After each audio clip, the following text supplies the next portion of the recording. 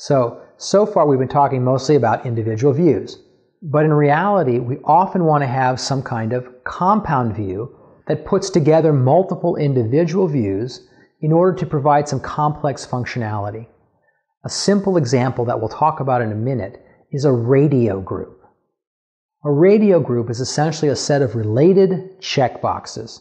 For example, you might have an application that asks how old you are and allows you to select from a set of age ranges, say under 20, 20 to 34, 35 to 49, and over 50.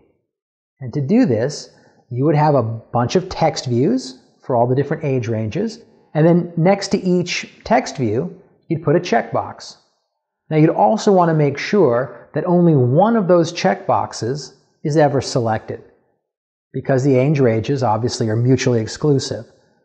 To support complex views like this, Android has a class called ViewGroup. ViewGroups are invisible views that contain other views. And so you can use them to group and organize multiple views and view groups. ViewGroup is a base class for view containers and layouts, which we'll discuss in more detail later on in this lesson.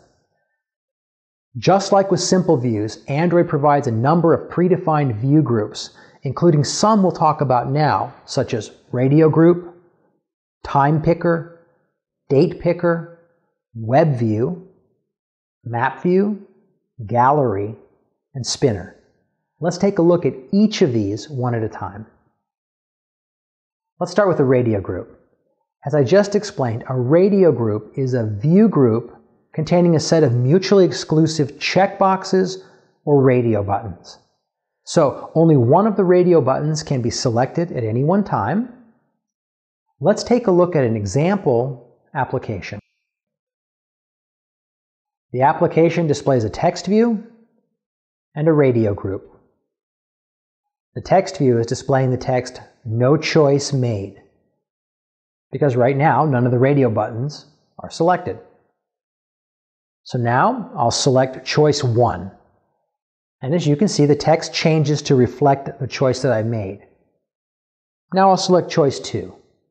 And again, you can see that choice 1 was automatically unselected, and choice 2 is now selected.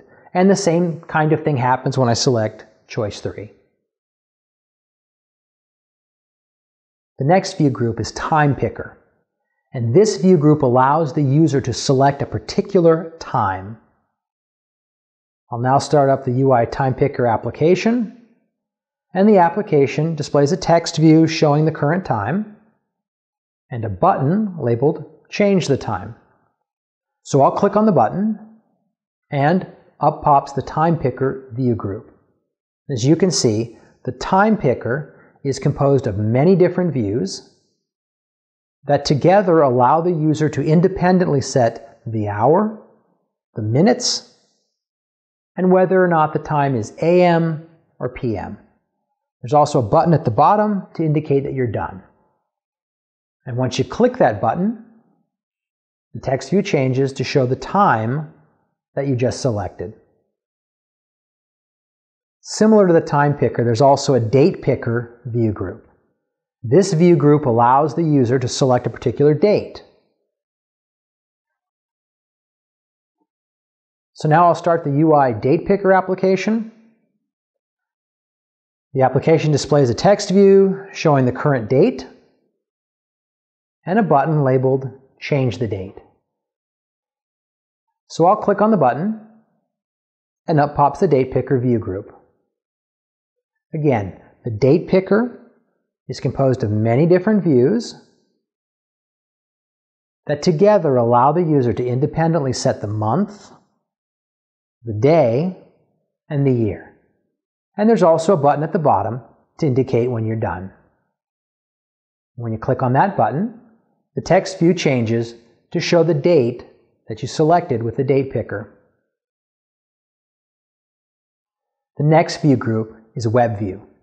A web view is a view group that displays web pages. Here's the UI Web View application. I'll start it up, and it will download and display the familiar web page at www.google.com. The next view group is a map view. And as the name suggests, a map view is a view group that displays maps and allows the user to interact with them. Let's take a look at an example application that actually uses the map fragment class, but uses it to display the underlying map view. So now I'll start up the UI Google Maps application. Once it's started up, this application displays a map centered on some part of the Americas. The map also displays two red pins, one around Washington, D.C. in the United States, and another in Mexico. Let me click on the uppermost red pin. When I do that, a pop-up appears saying, I'm at the Washington Monument. If I then click on the other red pin, I see another pop-up, this time saying, Estoy en México. I'm in Mexico. Now the view groups I just showed you each have a fairly clear purpose and for the most part work with a fixed kind of input data. The next set of view groups that I want to discuss are designed for situations where different developers may want to display different kinds of data. Consider, for instance, a list view, which can be used to show a list of phone numbers to dial, a list of songs to play, a list of images to select as your phone's wallpaper, and so forth. In order for view groups like list view to work with all these different data types, Android provides a view group subclass called adapter view. Adapter views are view groups whose child views and underlying data are managed not by the view group itself, but by another class called an adapter. And this adapter class is responsible for managing the data and for creating and providing the views of that data to the adapter view when the adapter view asks for them. The adapter view then is only responsible for displaying the data views. So let's take a deeper look at the list view class that I just talked about. List view is an adapter view that displays a scrollable list of selectable items. Those items are managed by an adapter called a list adapter. The list view can also optionally filter that list of items based on text input, just like what we saw with the autocomplete text view. So let me start up the UI list view application. And as you can see, the data underlying this list view is a long list of colors: red, orange, yellow, etc. And this list view also brings up a virtual or soft keyboard. And I'll use it to type in the letter O. And as I do this, the list view will filter out all of the colors that don't start with the letter O. In this case, that leaves just orange and olive. I'll now type in the letter L, which leaves just the color olive. And if I click on that word olive, you'll see that the listener I've attached to the list view will display my selection on the screen. Let's take a look at the source code for this application. Now here I've opened the application in the IDE. Now I'll open up the file, list view activity, and let's go to the onCreate method. Here we're calling setListAdapter to set the list adapter for this list view. The actual adapter is an array adapter, which implements the adapter interface. The constructor for the array adapter takes a few parameters. The two that we'll focus on are the resource ID, which tells the array adapter how to create the view containing each piece of data. And the array of data objects itself is the second parameter. Let's look at those data objects. They're defined as a string array resource in the res/values/strings.xml file. And here you can see the string array. It's named colors. And it contains a bunch of colors, just like we saw: red, orange, yellow, and so forth.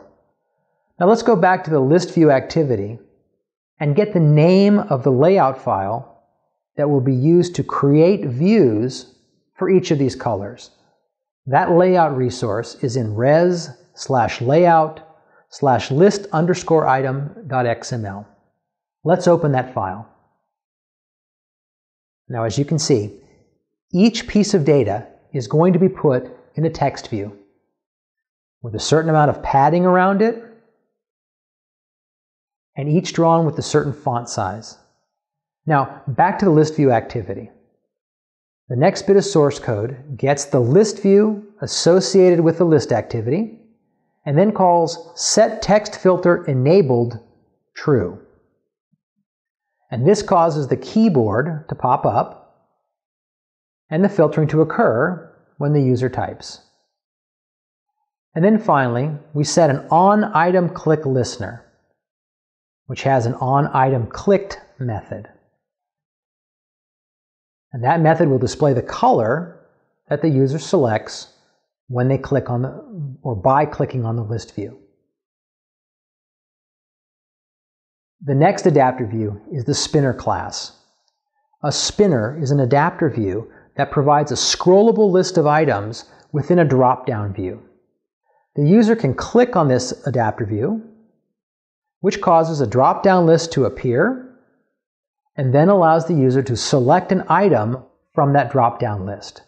And the data for a spinner is managed by a spinner adapter. Let's take a look at this class in an example application. Now here I'll start up the UI Spinner application.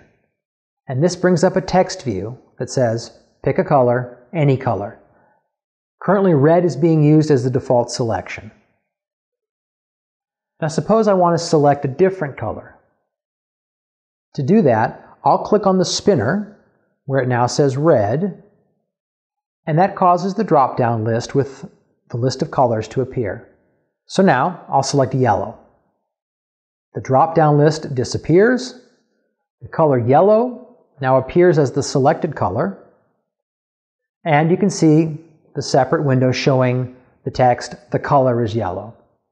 And I can do it again. And this time I'll pick the color violet. And you see the same behavior occurring again. Now I'm back in the IDE looking at the UI Spinner application. I'll now open the Spinner activity file and go to the onCreate method. First, there's a call to set content view using the main.xml layout file. Let's open that file. Here we see that the user interface has several parts. In particular, it has a spinner element called spinner. And going back to the spinner activity, we now set up an adapter for the spinner. We create this adapter, the call to ArrayAdapter's createFromResource method. The parameters to this method include the list of colors and a layout for each view that will appear in the drop-down list. Let's take those resource files now. First, I'll open up the strings.xml file, which holds the colors array. Next, I'll open up the drop-down item.xml file that has the layout for the drop-down views.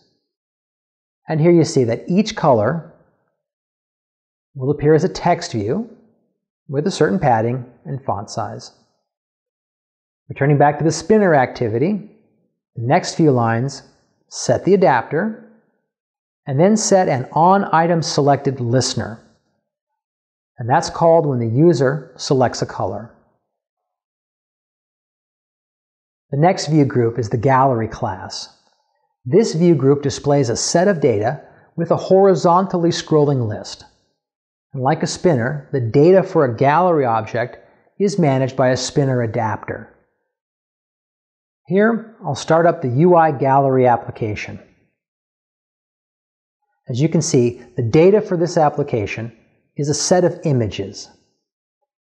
And I can swipe on the display to move forward and backward through the list of images.